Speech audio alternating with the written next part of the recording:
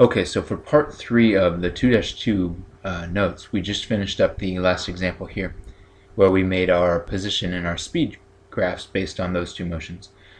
So now we'll get into acceleration, right? So two-dimensional acceleration using calculus looks a lot like what it did for the velocities. And really the moral of this story is it's going to be like what we did for one dimension, right? We still just do it for 2 dimensions instead of 1. So I'll scroll through this pretty quickly. Obviously, if you need to pause it to write anything down, feel free to do so. But all this is saying is the acceleration is the limit, right, the derivative of my change in velocity over time. So if I have two different dimensions, then just like with our velocity, if I want to find the acceleration in 2 different dimensions, I'm taking the derivative of the velocity function with respect to time and the derivative of the vertical velocity function. So horizontal and vertical velocity functions, I'm taking those derivatives separately. And so that's all, again, this is restating here, and you can see kind of the graph and what this is breaking down, right? We know those accelerations are actually different, they're perpendicular to each other, but the resultant would represent my instantaneous acceleration. So anyway, again, nothing past what we did last chapter. I know it's a formal way of looking at it with all of this notation, but really, truly, it's just applying what we already know and applying that in 2 dimensions instead of 1. Quick concept, though, to throw in here just to make sure we are thinking about it. If the acceleration is constant, what does that tell us about the components of the acceleration? Well, the only way the acceleration, both magnitude and direction, right, the only way that both of those can stay constant is if the components of that acceleration is constant in both directions, right? Because I know the easy thing to think about would be, well, what if originally it was accelerating 10 meters per second squared horizontally and 5 meters per second squared vertically, and then we flip-flop those? While it would have the same magnitude, the direction would change, and therefore the acceleration would not be constant, right? So the only way for constant acceleration is if the components are also constant. The reason that is important, right, that means we can use all of the kinematics equations. So the second that I know that a two-dimensional object, a two-dimensional motion has a constant acceleration, I can use my acceleration for both the x and my acceleration for the y component. So all of those fun formulas that we know and love, right, VOTAT, v squareds, all of those can be applied separately for each of the 2 dimensions as long as we know that acceleration is constant. And we'll see how we can extend it beyond to non-constant accelerations as well. But anyway, a couple examples to get through here. This one is fairly involved in terms of the amount of work, but hopefully you guys agree that it's not too bad in terms of what we actually have to do. It's just a lot of steps involved. But let's look through it. So we've got the up thrusters on a shuttlecraft, and then we've also got forward thrusters. So the up thrusters provide the 5 meters per second squared. The forward thrusters provide 20 meters per second squared. As the shuttle leaves the Enterprise, the shuttlecraft turns on only the up thrusters at first. After it clears the flight deck, then 3 seconds later, then it adds the forward thrusters. They want us to plot the trajectory for the first 6 seconds. So again, the key here is when you see trajectory, that means a position, it means like an x versus y graph. It wants my position versus position, or a y versus x graph. Okay, so this wants to know the actual motion of the shuttle over the first 6 seconds. So the way that I'm going to approach this is just like I did the last problem that we looked at these. I'm going to create a t, x, and y chart. So I'm going to have my time, I'm going to have my horizontal displacement, and I'm going to have my vertical displacement, right? And I'm going to think about where is the shuttle after certain periods of time, right? So 0 seconds is nice and easy. We know that the position for the shuttle would be at 0, and the vertical position, right, the horizontal and the vertical would both be at 0. Okay, so then to determine what will happen after each additional second, we kind of have to think about the equations, right? Well, if we're thinking about our kinematics, if I'm looking for the x position, I know that the x position would come from the initial velocity times time plus 1/2 at squared, right? Similarly for the y position, it'd be the same type of deal, just using my vertical measurements, right? So nothing too crazy here. If I plug into both these, now we will assume, unless they tell us otherwise, that it's starting at rest on the Enterprise there. So both of our initial velocities are 0. So then my delta x position would be 1/2 the 20 meters per second times t squared, 20 meters per second squared, I should say. and then the delta y would be 1/2 5 meters per second squared times t squared.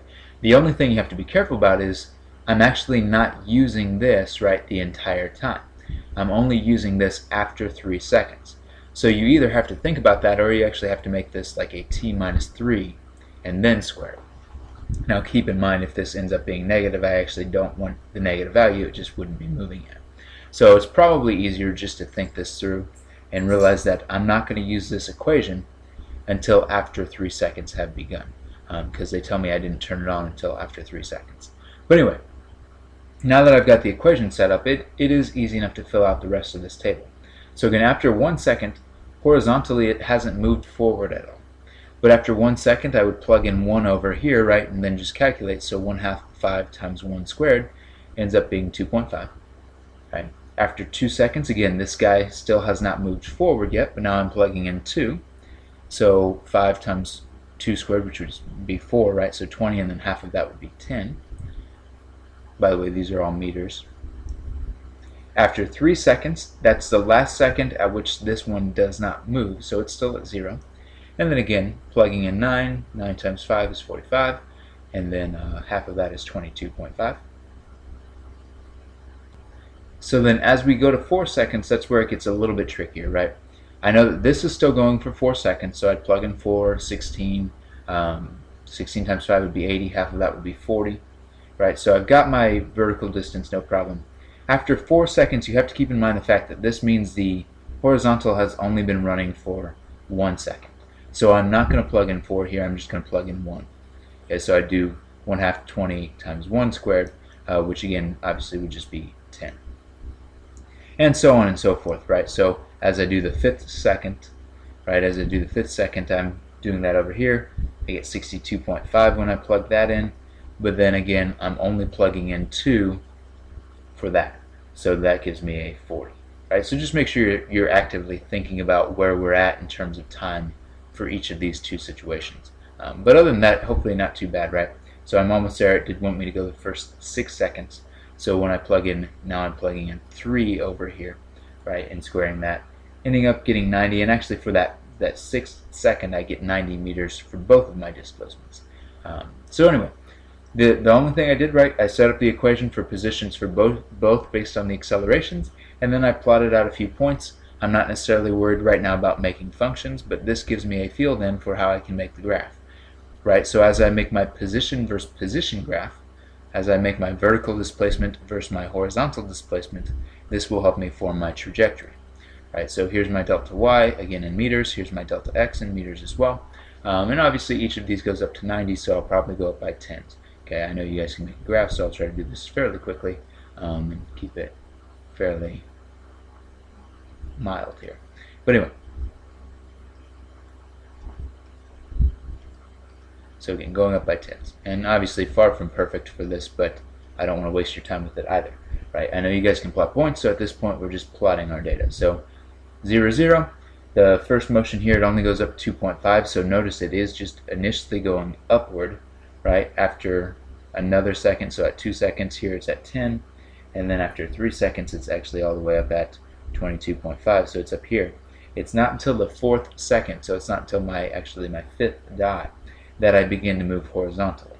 So then I'm at looks like 1040, right? So 1040, and then 40, 62.5, so somewhere over here, right? And so on and so forth.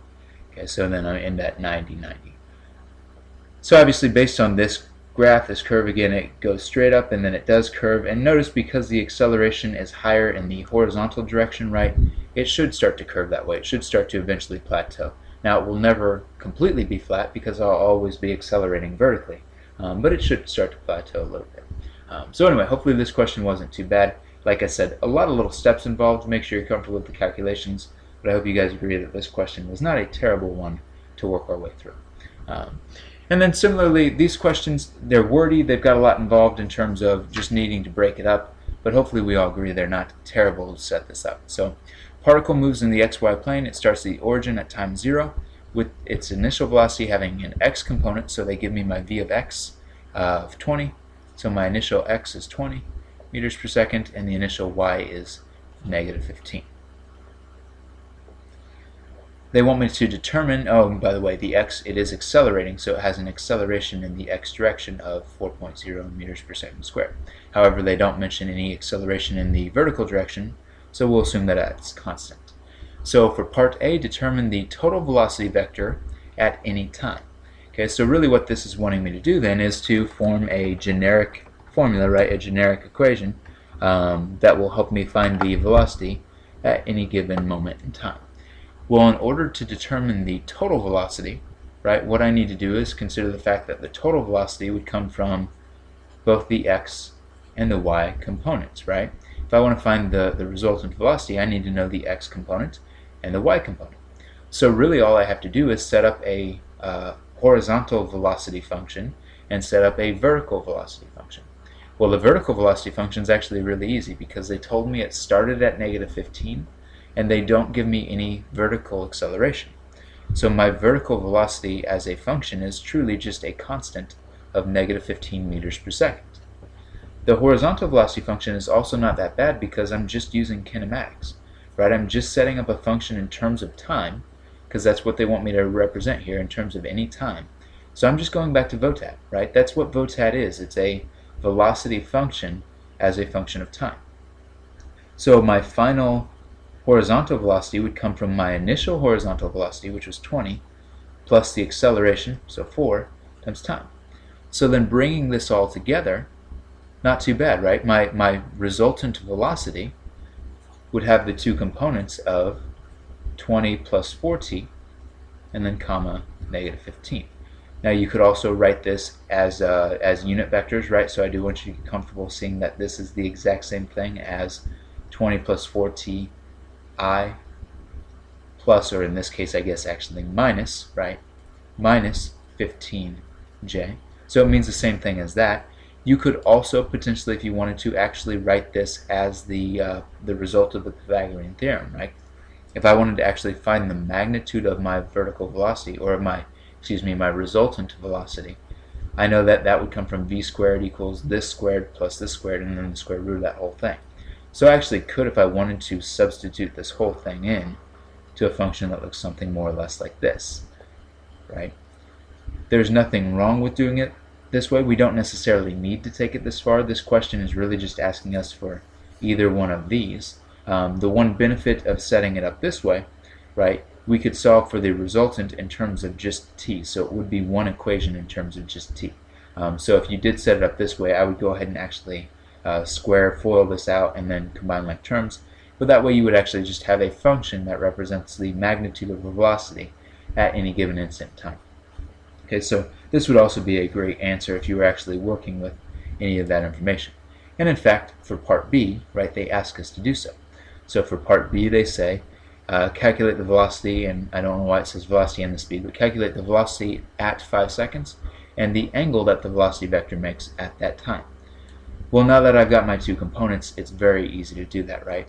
If I've got my two components, or at least the functions that represent my two components, then I can find my v of x by simply plugging in 5, so it would be 20 plus 4 times 5, which obviously would be 20 plus 20, so 40.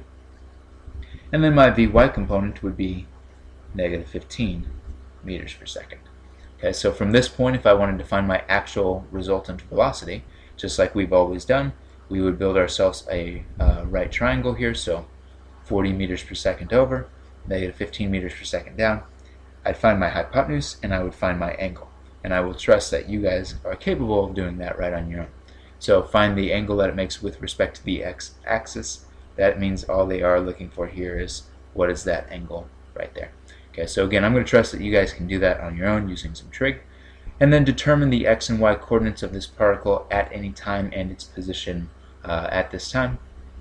Really all you would have to do for that then, right, is take these velocity functions and take it a step further.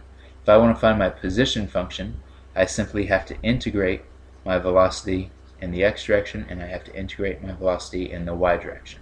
Okay, so writing this quickly here and make sure you guys agree, but that would be 20t plus 2t squared for my horizontal motion, and then it would simply be negative 15t for my vertical. So again, you could write this in either format.